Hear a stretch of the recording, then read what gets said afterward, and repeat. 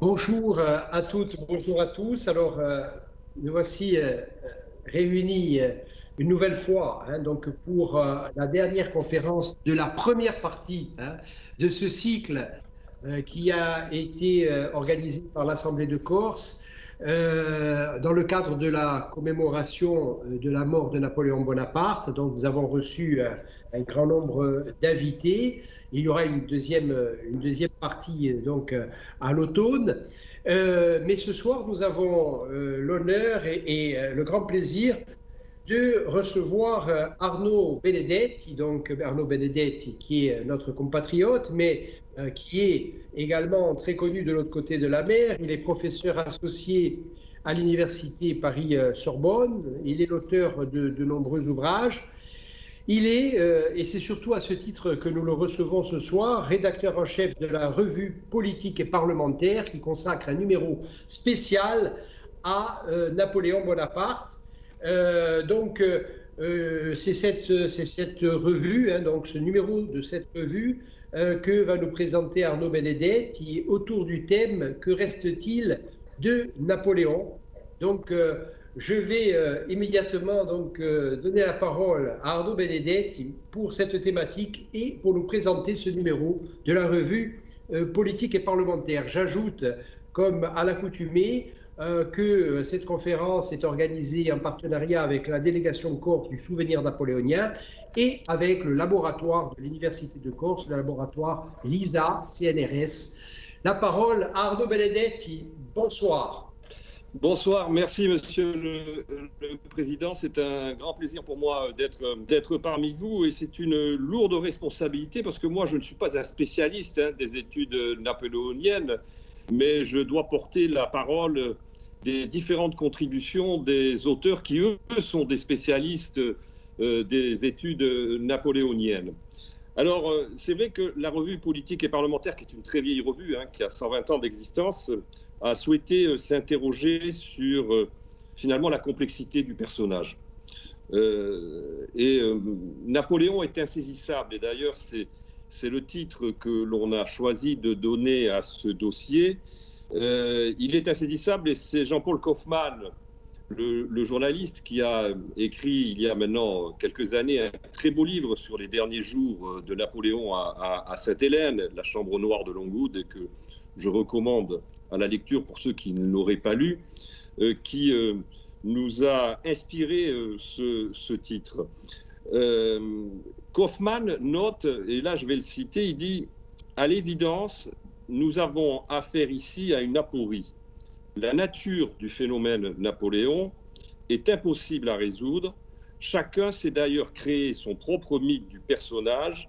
Il ne saurait y avoir de conclusion en raison de la multitude de visions individuelles. » Fin de citation. Alors c'est vrai que Napoléon est complexe, et il est complexe parce qu'il est triplement double. D'abord, il est Bonaparte avant de devenir Napoléon. Donc il y a déjà cette double vie, si je puis dire, dans la légende napoléonienne dont il faut tenir compte. Il est complexe également parce qu'il est l'homme quand même aussi d'un ancien monde dont il va épouser pour une partie un certain nombre des pratiques despotiques du pouvoir, mais il est aussi l'homme des temps nouveaux. Et ça, je crois que c'est un aspect important sur lequel je reviendrai durant mon exposé. Et enfin, c'est le point, à mes yeux peut-être, qui est parfois insuffisamment mis en exergue, et on en parlait avant de commencer cette rencontre, il est l'homme d'une double culture et d'une double révolution. Il est corse, il devient français, il est l'enfant, bien évidemment, ça a été répété de multiples fois, de la Révolution française, mais il est aussi l'enfant des différentes révolutions corses du XVIIIe siècle, et je reviendrai sur ce point en fin d'exposé.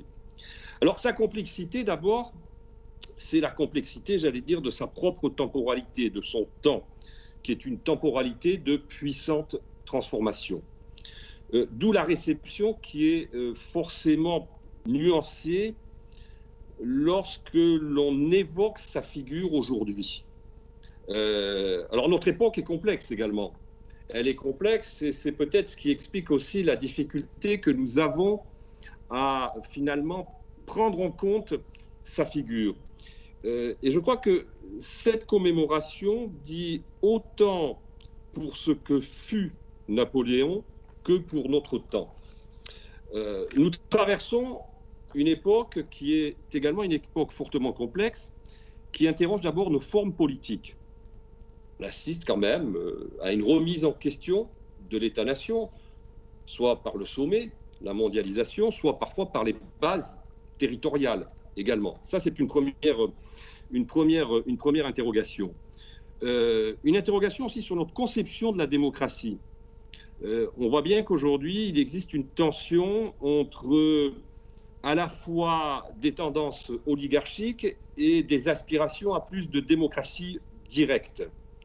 Et puis, il existe aussi un certain nombre d'interrogations quant à la conception et à l'autre vision de la société qui est prise en tension entre, d'un côté, l'individualisme, l'individualisation des comportements et le retour à des communautés d'appartenance, voire à ce que certains appellent les communautarismes. Donc, les questions de notre temps se heurtent, il me semble, pour partie à l'héritage napoléonien. Toutes les hésitations mémorielles qui égrènent cette commémoration, comme le rappelle Jacques-Olivier Boudon, qui a coordonné, et je crois que vous avez reçu récemment lors du tout début de cycle de ces conférences, Jacques-Olivier Boudon rappelle dans son article d'introduction finalement l'évolution de la façon dont a évolué au niveau de l'État français la prise en compte de la mémoire de Napoléon. Il rappelle que, bien évidemment, les commémorations de la naissance en 1969 de Napoléon n'ont strictement rien à voir avec les non-commémorations de 2005 et de la bataille d'Austerlitz. Et il est évident qu'on voit qu'aujourd'hui, il y a une reprise en compte de cette mémoire, alors de manière parfois extrêmement hésitante, avec les commémorations que nous sommes en train de vivre. Donc, ces hésitations mémorielles sont à souligner. Alors, le numéro de la revue que je vais vous présenter, il s'accorde sur plusieurs constats. Il y a 5 constats, en tout et pour tout. Alors, le premier constat, c'est que d'abord, et ça, l'ensemble de nos contributeurs, pour l'essentiel, se réunissent sur ce point de vue, c'est qu'il faut se garder de juger le passé au prisme de ce que nous sommes. Le présent ne peut être le tribunal de l'histoire, car nous ne le vivons pas tout simplement avec la même sensibilité et les mêmes valeurs. C'est ce que rappelle, par exemple, avec force, Thierry Lenz dans sa contribution.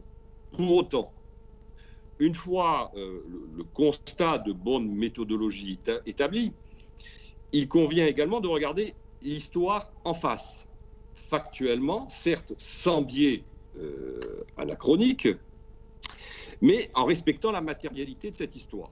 Alors c'est la raison pour laquelle, sur la question ô combien aujourd'hui controversée de l'esclavage, la revue a souhaité donner toute cette place à cette réalité. Et nous avons 2 contributions, une de Claude Ribes, qui est un essayiste qui, en 2005, avait publié un livre, Le crime de Napoléon, qui avait fait grand bruit, et puis une contribution de l'ancien Premier ministre, président de la Fondation pour la mémoire de l'esclavage, Jean-Marc Ayrault. Second constat, une fois que l'on a pris en compte le fait que, bien évidemment, encore une fois, il ne faut pas regarder l'histoire avec les lunettes qui sont les nôtres aujourd'hui. Le second constat, il me semble, c'est le vertige qui nous saisit lorsque l'on aborde l'héritage effectif de l'homme Napoléon. Ce qui frappe, c'est, à première vue, la dimension fortement structurante de l'œuvre napoléonienne. En moins de 2 décennies, on assiste à une transformation mentale profonde du paysage de la société. Alors, comme tous les grands fondateurs, ce qui est frappant avec Napoléon, et là aussi plusieurs de nos contributeurs reviennent sur cet aspect, c'est qu'il transforme, mais il transforme dans la continuité. Il innove par une vision d'ensemble. Les fameuses, vous savez, les fameuses masses de granit qu'il entend projeter dans tous les points de la société.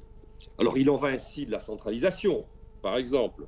Et d'ailleurs, Jean Tullard et Marie-Josée Tullard observent que le nom de Napoléon est inévitablement attaché à cette dernière, du fait, entre autres, de l'institution préfectorale, mais que ce processus s'inscrit quand même dans une tendance qui est une tendance lourde, pluriséculaire, multiséculaire, que le consulat et l'empire vont à la fois théoriser et granulariser.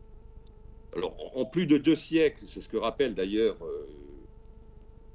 monsieur et madame Tullard, le système administratif a évidemment évolué en diversifiant les échelons, en faisant cohabiter parfois un équilibre parfois complexe entre volonté décentralisatrice et résilience centralisatrice, mais il concerne néanmoins 2 traits majeurs de cette époque: l'unicité de la loi et la préfectorale.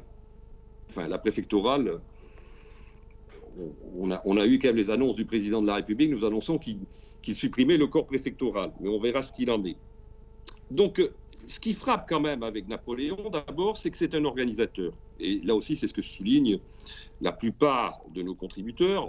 Il est l'homme du code civil, il est l'homme du code pénal, de la modernisation du système de l'enseignement, les lycées, le baccalauréat, des grandes instances aussi de contrôle, comme la Cour d'État ou le Conseil d'État, pardon, ou la Cour des comptes. Alors, pourquoi ce vertige? Quand on regarde cette œuvre, pourquoi ce vertige nous saisit-il? Parce que tout simplement, il contraste avec notre époque où la transformation, la capacité de faire par l'action publique n'ont jamais été aussi contraintes par nos systèmes complexes et par les chaînes d'interdépendance dans lesquelles les acteurs publics et les acteurs politiques doivent opérer. Finalement, le génie de Napoléon, c'est de tirer parti de la puissance transformatrice de son temps, de la motricité sans précédent de l'élan révolutionnaire dont il est l'un des enfants, et en quelque sorte du génie de son époque pour construire une société nouvelle. Troisième constat, ce vertige qui nous saisit, c'est aussi celui de la démesure et de l'hubris de l'homme. Mais cette hubris, cette démesure, elle est aussi celle de son temps. Alors on pense au mot de Taine. Taine disait de Napoléon, il disait « il est hors ligne, il est hors cadre, il n'est ni français, ni un homme du XVIIIe siècle ». Alors bien évidemment, notre numéro revient profondément sur cette dimension. Et cette dimension, elle est double. Elle est à la fois guerrière, bien évidemment, et européenne. La guerre, d'abord. Il en est d'ailleurs tout autant l'héritier que le continuateur. La guerre, il faut bien le comprendre, c'était la condition de survie de la Révolution. Et il en fera l'instrument de son exportation. Cette guerre, ensuite, elle est européenne. Et elle est autant motivée par l'idée d'égalité, je reviendrai sur cette notion qui est extrêmement importante dans le travail de l'œuvre de Napoléon, elle est autant motivée par l'idée d'égalité que par la volonté de puissance. De ce point de vue, et ça je crois que c'est extrêmement important, c'est tout autant une idéologie, c'est-à-dire c'est peut-être une première dans l'histoire, qu'une ambition national ou personnel qui constitue le mobile de son entreprise conquérante. Bon, on connaît tous le fameux mot de Hegel, hein, qui, après la bataille de Iéna, regardant Napoléon défiler dans sa ville, et croit reconnaître l'âme du monde à cheval. Alors, plusieurs de nos contributeurs européens, italiens, allemands, britanniques, russes, reviennent sur cette empreinte persistante de Napoléon dans leurs pays respectifs. Et paradoxalement, ce qu'ils nous disent aujourd'hui de cette empreinte de Napoléon conquérant dans leur pays, c'est que l'image de l'homme y est peut-être aujourd'hui beaucoup moins l'objet de controverses qu'elle ne l'est en France. C'est quelque chose d'assez paradoxal en l'occurrence, mais en tout cas, c'est un constat que semblent partager ces différents contributeurs. On lira également avec attention le texte de Charles Zorbib, qui est un grand maître en relations internationales et qui explore, lui, la relation de Napoléon avec le tsar Alexandre. Celui qui va, in fine, mettre à terre l'Empire en 1814, conseillé par un autre Corse, d'ailleurs, Pozzo di Borgo, qui lui conseillera d'aller jusqu'à Paris, justement, pour aller vaincre l'empereur. Zorbib dissèque cet affrontement, il le décrypte comme celui de deux universalismes. L'un qui est guidé par une forme d'abstraction, qui est l'héritière des idéaux de la Révolution, et l'autre par la résilience chrétienne et prophétique d'un peuple, le peuple russe, dont le tsar se veut l'incarnation. Et alors, d'aucuns y verront un enseignement, à savoir la supériorité intrinsèque de l'enracinement sur l'abstraction des idées, donc c'est peut-être une leçon qu'il faut méditer. C'est peut-être cela aussi la démesure principale de Napoléon, qui oublie que le sentiment populaire, que le sentiment national peut être plus fort que la puissance d'une idée. Et Malraux, qui lui aussi, bien évidemment, s'est beaucoup intéressé à la figure de Napoléon, ne dit pas autre chose lorsqu'il trace avec cette fulgurance qui lui est propre la destinée militaire de Napoléon. Il dit « Bonaparte combat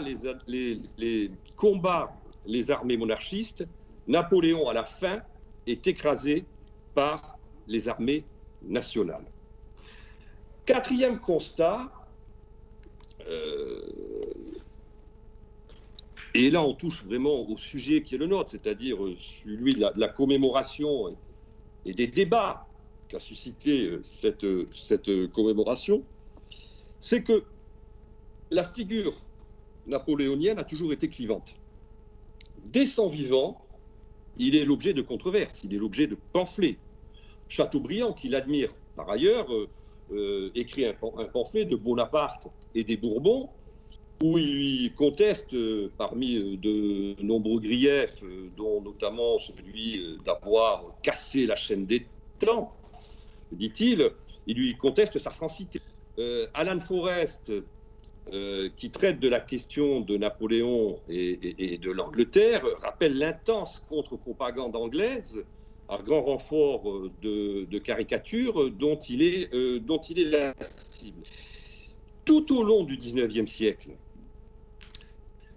le siège des critiques est plutôt à droite, du côté notamment des monarchistes légitimistes, qui considèrent, d'ailleurs non sans raison objective, que Napoléon est d'abord fils de... Alors, l'un de nos contributeurs, Arthur Chevalier, qui est un jeune historien, dans une analyse assez incisive, lui revisite l'apport napoléonien au crible de l'axe droite-gauche. Et il note que les critiques désormais dominantes à gauche de l'échiquier politique constituent un contresens. Napoléon, à ses yeux, est un homme de gauche. En tout cas, c'est sa thèse, qui est parfois audacieuse. Alors là, je le cite, il dit « Comment la France aurait cru aux promesses de 1789 si un petit garçon d'Ajaccio n'avait pas démontré que donner des coups de pied dans les portes suffisait à les ouvrir ?» Alors, la réalité, c'est qu'en fait, dans la relation de Napoléon à la Révolution, c'est qu'il fixe la Révolution. Il en suspend la marche, que d'ailleurs plus personne, au demeurant, ne maîtrisait, même si le directoire, quand même, on avait profondément déjà ralenti le cours. Il dit en fin de compte deux choses qui me paraissent essentielles et qui explicitent, me semble-t-il, là aussi son rapport à la Révolution, et deux choses qui ne sont pas contradictoires.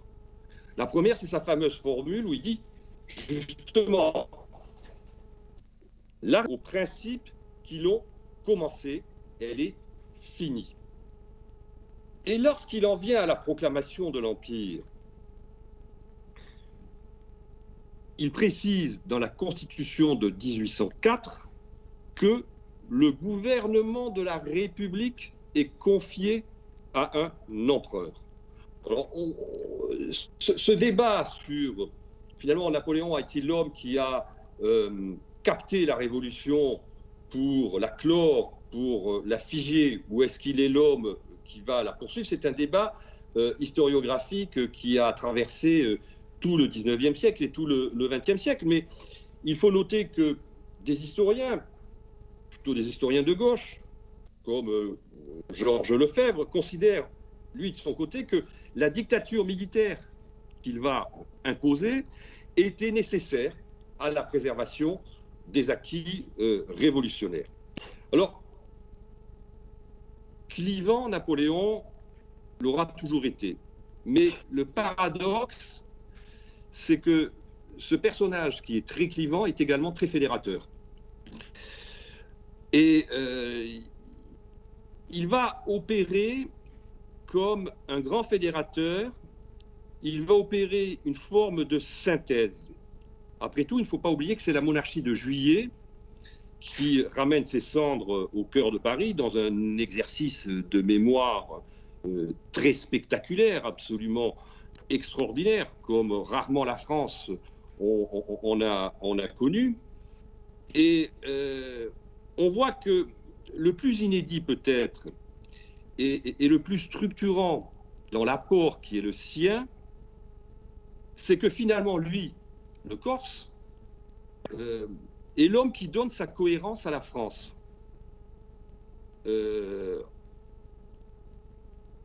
En lui théorisant et en lui fournissant son récit national. Je m'explique. Il y a une fameuse phrase de Napoléon qui a été répétée comme une ancienne, comme un mantra, où il dit « De Clovis au comité de salut public, je suis solidaire de tout ». Alors qu'est-ce que ça veut dire en fait? Qu'est-ce qu'il veut dire par là? Il dit que il reprend à son compte l'ordre ancien, celui du politique et de l'État qui a été fondé, créé, généré par les dynasties royales, et il l'arrime à l'ordre nouveau. Et l'ordre nouveau, qu'est-ce que c'est? C'est celui de l'égalité, dont il est l'un des artisans. Le grand mouvement à partir du XVIIIe siècle, et qui va balayer tout le XIXe siècle, c'est le mouvement de l'égalité. C'est ce que dit d'ailleurs Tocqueville. Il dit finalement ce qui aujourd'hui caractérise l'évolution des sociétés, c'est le mouvement vers l'égalité. Et Napoléon, il est d'une certaine manière l'incarnation de ce mouvement. Et d'ailleurs, c'est ce que rappelle Marx. Marx, quand il étudie le coup d'État de son neveu, Louis-Napoléon Bonaparte, dans le fameux 18 Brumaire de Louis-Napoléon Bonaparte, il rappelle que finalement, lorsqu'il y a l'élection du président de la République au suffrage universel en 1848, si Napoléon III futur l'emporte, c'est parce que les paysans, ce qu'il appelle les paysans parcellaires, vont voter en souvenir de la mémoire de l'empereur, parce que la mémoire de l'empereur, pour eux, c'est le code civil et l'accès à la propriété. Donc, il y a là, en effet, une forge qui est extrêmement importante pour comprendre ce qu'il représente. Alors, il est, d'une certaine manière, un homme providentiel. En tout cas, il est perçu comme un homme providentiel. Et s'il est providentiel, c'est que d'abord, il reconfigure, il réinitialise l'imaginaire national de ce grand pays qu'est la France. Il réconcilie dans une époque qui les a fracturés. Alors, il est sur le fond, depuis finalement plus de 2 siècles, le grand ordonnateur de cette narration. Et quelque part, si le président Macron, nonobstant quelques hésitations, a décidé de le commémorer, c'est parce que lui-même s'est rangé à cette lecture.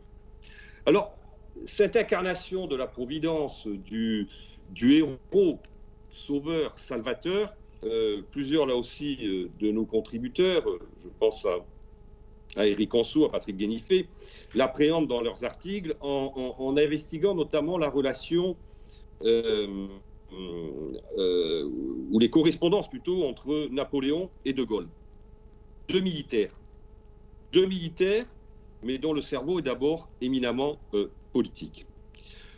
On retient, c'est vrai, de l'homme Napoléon dans l'imaginaire populaire, le stratège, l'homme qui peut mettre en mouvement des centaines de milliers d'hommes à travers toute l'Europe. Certes, il est conquérant, il est un conquérant. Mais il faut peut-être s'interroger sur la genèse de sa réussite et de sa réussite politique. Pourquoi finalement, pourquoi c'est lui? Pourquoi c'est lui alors que d'autres généraux, au même moment, s'illustrent sur les champs de bataille?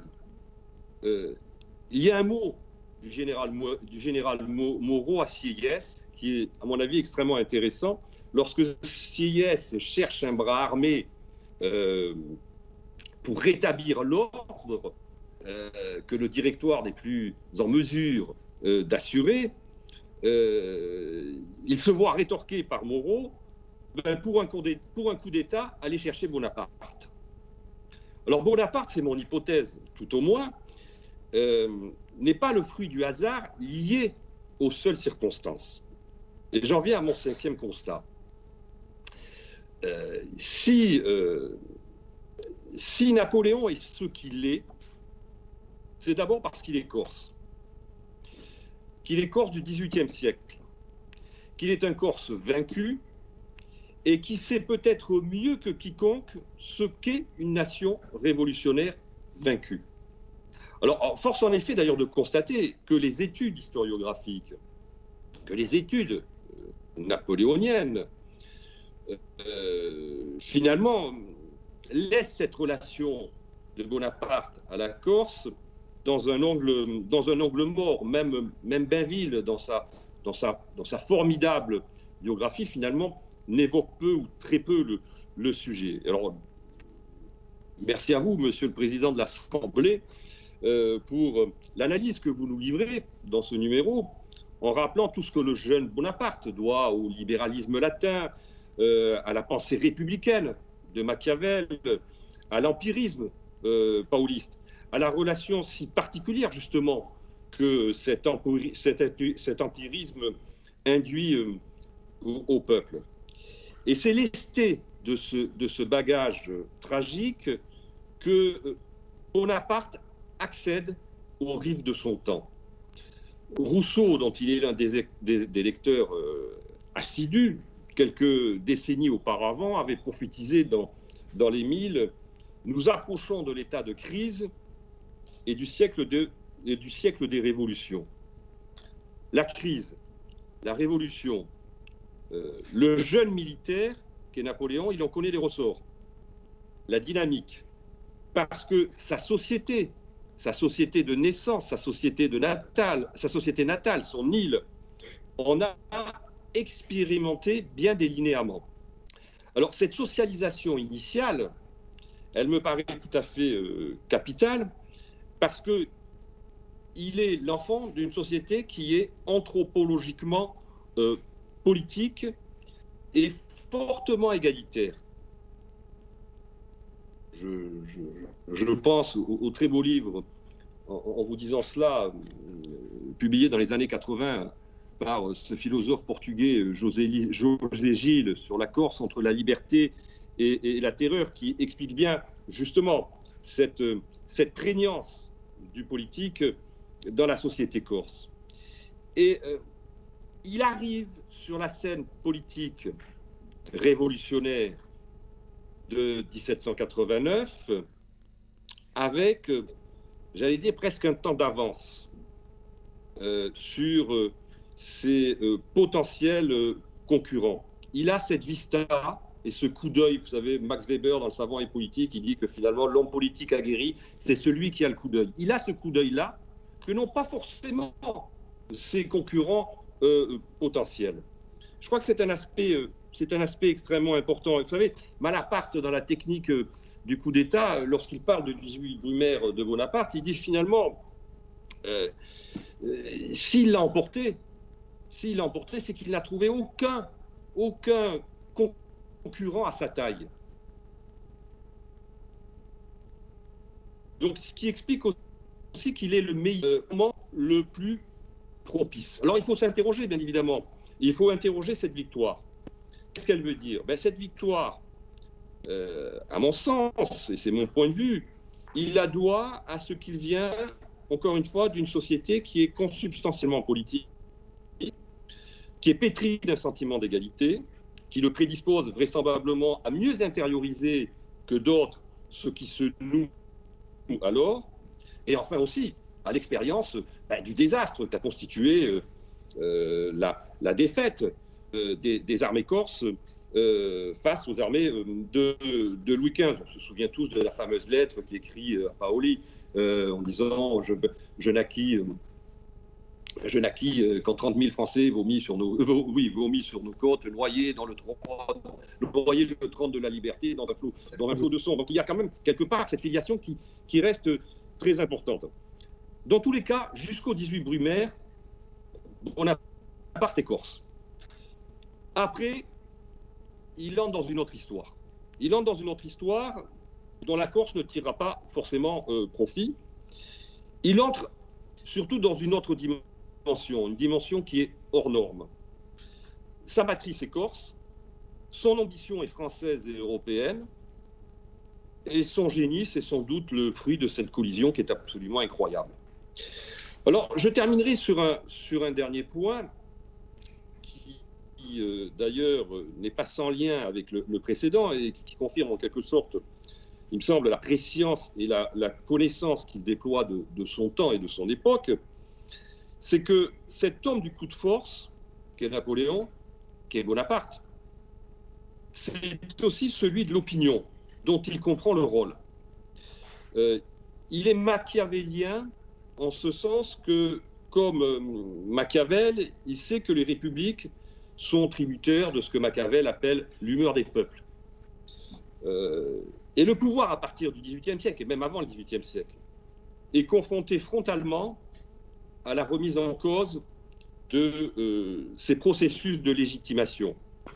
En fait, les processus de légitimation du pouvoir jusqu'au XVIIe, XVIIIe siècle, ils reposaient sur une double combinaison, la transcendance dynastique et la transcendance religieuse. Or, cette combinaison des transcendances religieuses et dynastiques, elle entame son lent déclin à partir du XVIIIe siècle. Et c'est donc désormais l'opinion dont le règne se profile avec la naissance de l'espace public qui va jouer un rôle essentiel.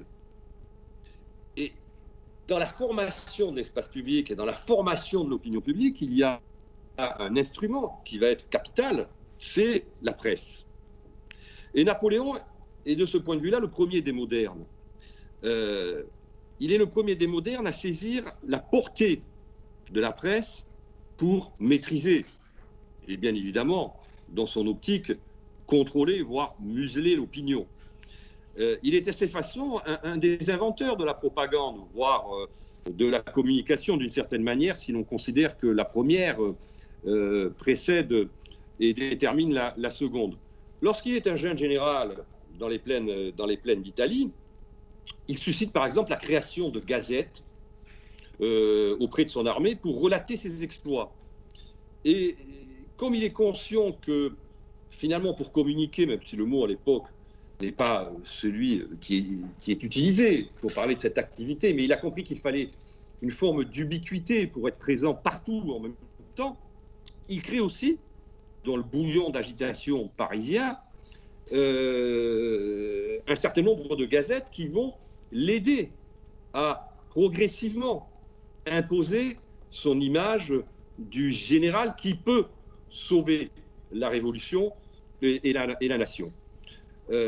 Donc en ce sens, il a compris, j'en terminerai là, que tout procédé de la société, et c'est en ce sens qu'il est moderne, et non pas seulement de la force, du rapport de force. Alors il fait beaucoup, il construit énormément, il bâtit, il opprime aussi, comme c'est au demeurant quand même la règle la plus générale de l'ensemble des dirigeants de son temps.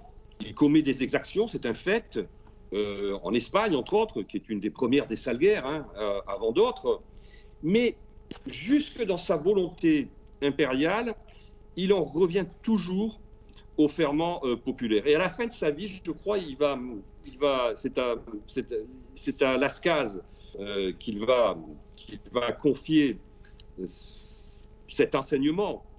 Il dit: le premier devoir du prince, sans doute, est de faire ce que veut le peuple, mais ce que veut le peuple n'est presque jamais ce qu'il dit. C'est peut-être là l'énigme essentielle, me semble-t-il, de toute science du politique. Voilà. Merci beaucoup, cher Arnaud, pour ces développements tout à fait passionnants.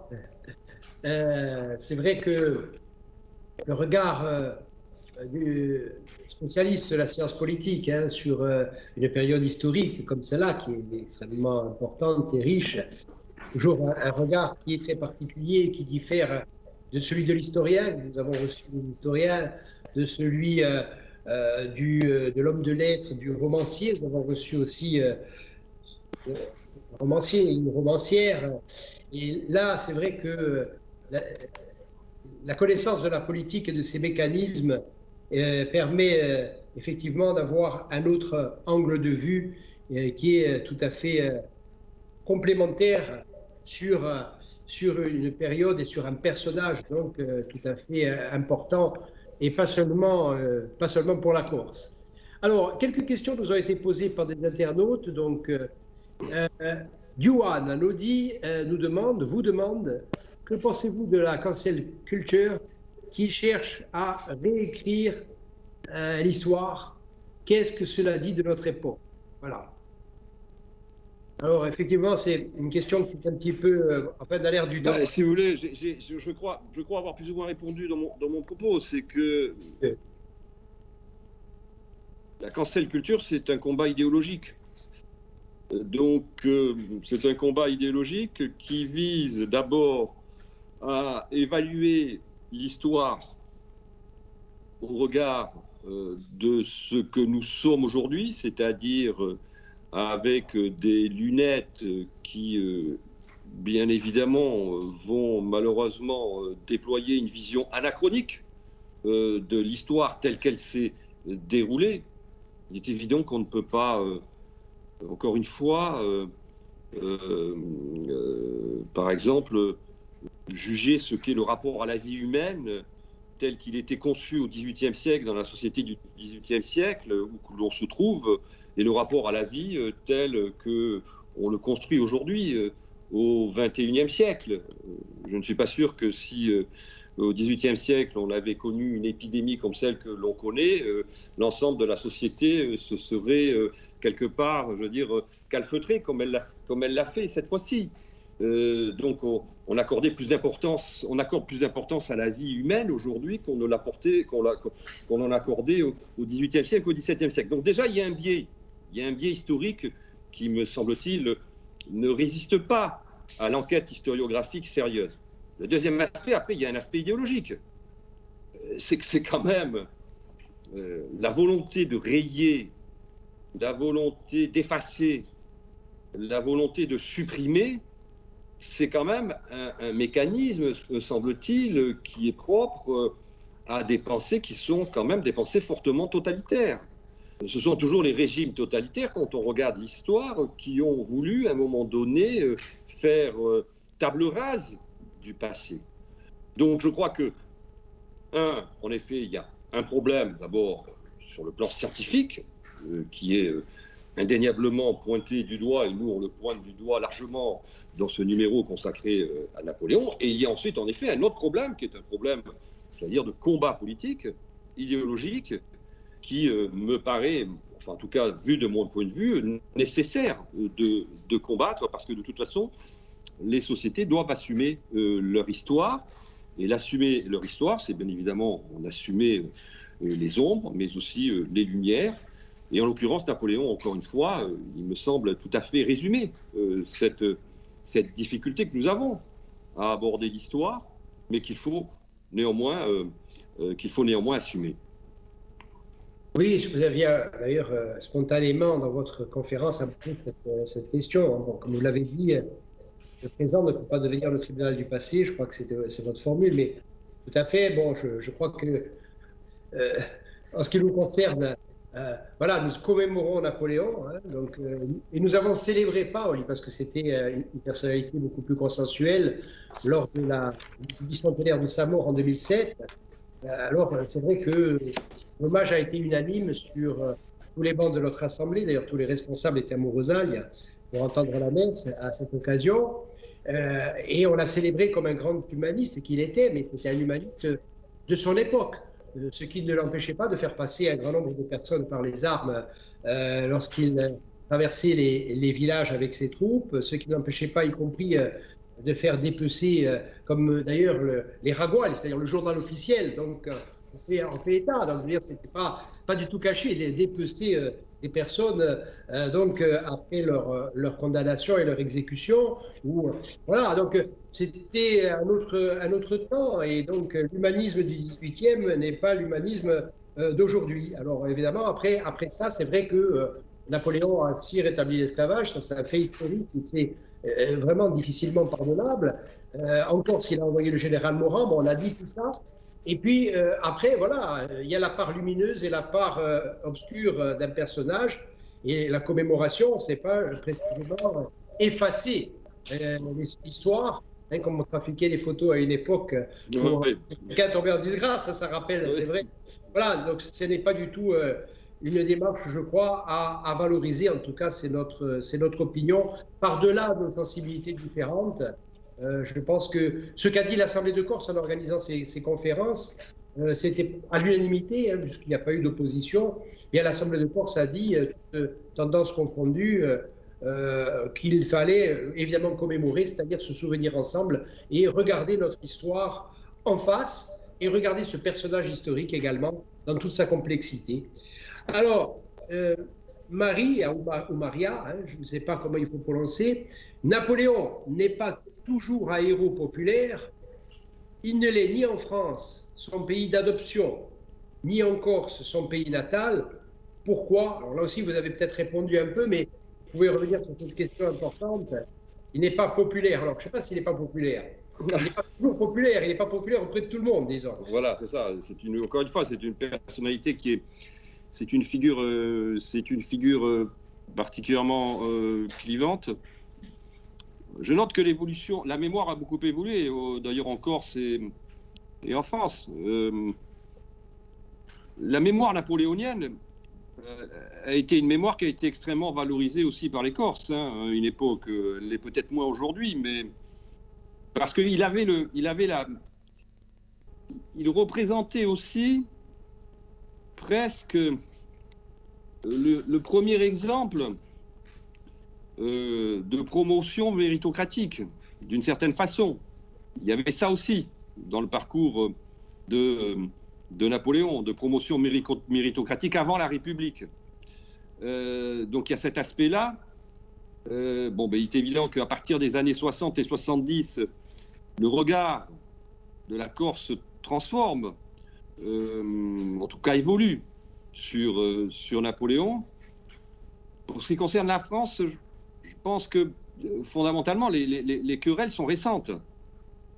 Encore une fois, Jacques-Olivier Boudon, qui revient sur cette question de la mémoire de Napoléon, sur la commémoration de Napoléon, lorsqu'il évoque les commémorations de 1969, avec le président Pompidou d'ailleurs, qui se rend à Ajaccio pour commémorer la naissance de Napoléon, il y a, disons, finalement assez peu de débats, mis à part M. Guillemin, qui a écrit un Napoléon tel quel, qui est un pamphlet extrêmement dur vis-à-vis de Napoléon, et d'ailleurs non dénué de talent. Finalement, il y a assez peu de regard critique. Alors, ce qui est intéressant, par contre, je l'ai abordé, c'est que finalement, aujourd'hui, quand on regarde la scène politique française, c'est que on est un peu à fond renversé par rapport au 19e siècle. Encore une fois, au 19e siècle, c'était plutôt la droite, qui était la droite monarchiste, qui était assez hostile à la figure de Napoléon, et plutôt la gauche républicaine, finalement, l'avait totalement métabolisé dans le récit national. Aujourd'hui, on voit que finalement, du côté de la scène politique nationale française, la droite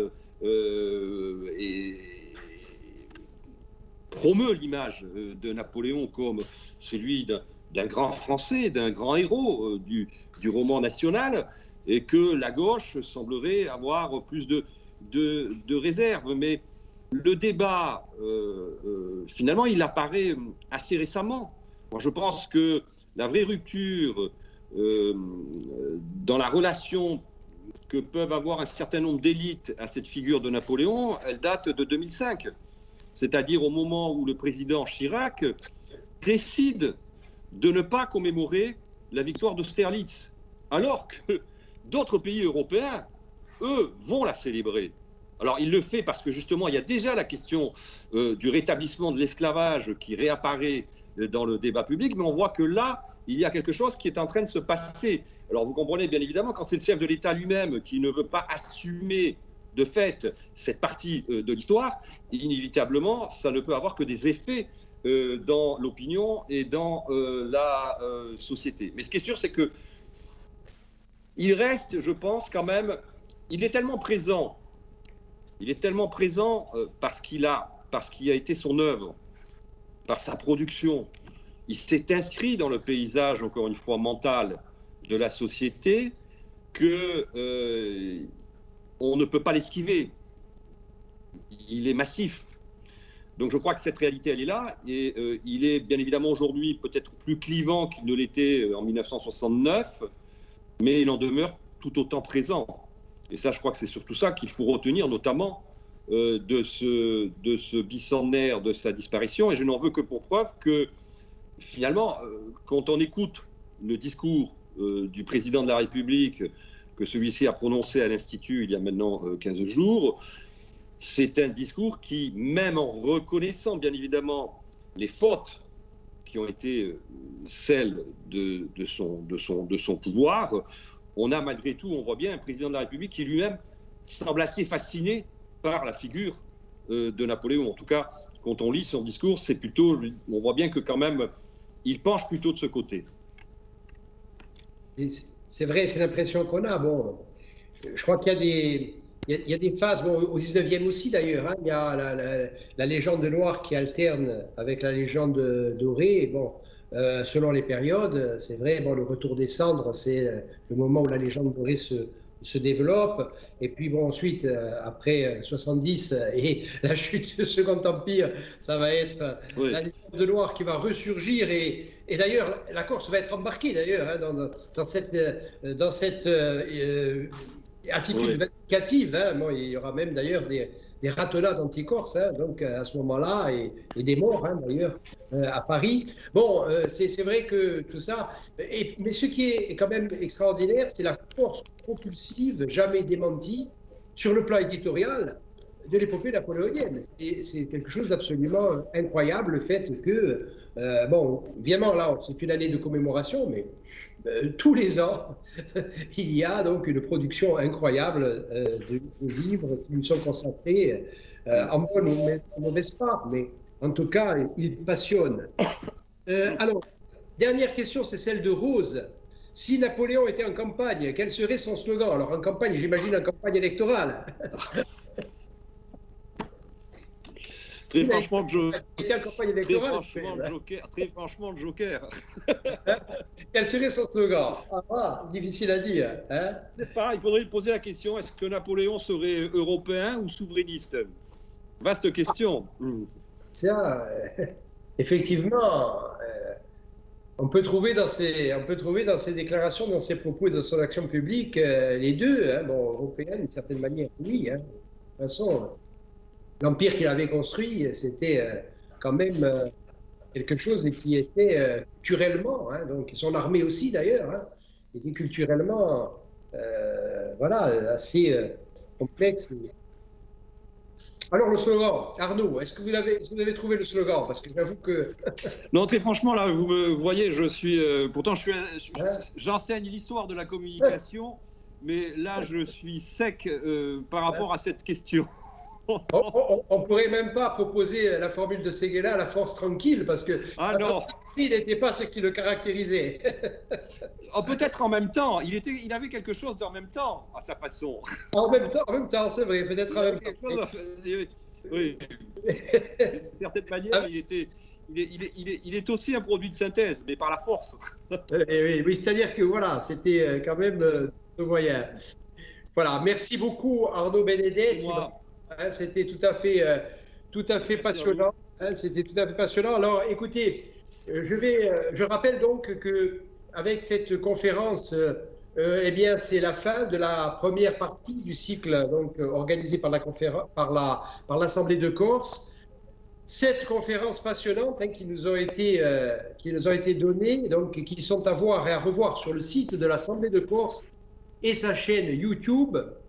Je veux remercier chaleureusement l'ensemble des intervenants de cette première séquence, Jacques-Olivier Boudon, David Chanteran, Jean-Marie Rouard, Eugène Guérardi, Charles Bonaparte, Marie Ferranti et ce soir Arnaud Benedetti. Je veux remercier également les services de l'Assemblée de Corse, Anne, Vanina, Thibault, les membres de mon cabinet, hein, que je remercie aussi chaleureusement pour leur travail. Je remercie nos partenaires, la délégation Corse du souvenir napoléonien, le laboratoire de l'Université de Corse, le laboratoire LISA, laboratoire CNRS. Et donc, je vous donne rendez-vous hein, avec les responsables politiques que les Corses donneront dans quelques semaines. Mais le rendez-vous, eh bien, nous pourrons tous y être en visioconférence ou peut-être en présentiel. Dès le 7 septembre pour la deuxième partie du cycle avec des invités prestigieux encore, Jean Tullard, Éric Anso, Vanda Mastor, Jean-Dominique Poli, Marie-Paul Raffaelli Pasquini et Gaston Leroulach. Et je rappelle que de toutes ces conférences, un ouvrage sera tiré et publié en partenariat avec le laboratoire LISA de l'Université de Corse. Alors ça là, évidemment, ça sera quelques mois, sans doute, après la deuxième partie, c'est-à-dire après l'automne prochain. Voilà, je renouvelle donc mes remerciements à Arnaud Benedetti. Merci à vous. Hein. Et à tous, à bientôt. Hein. Merci.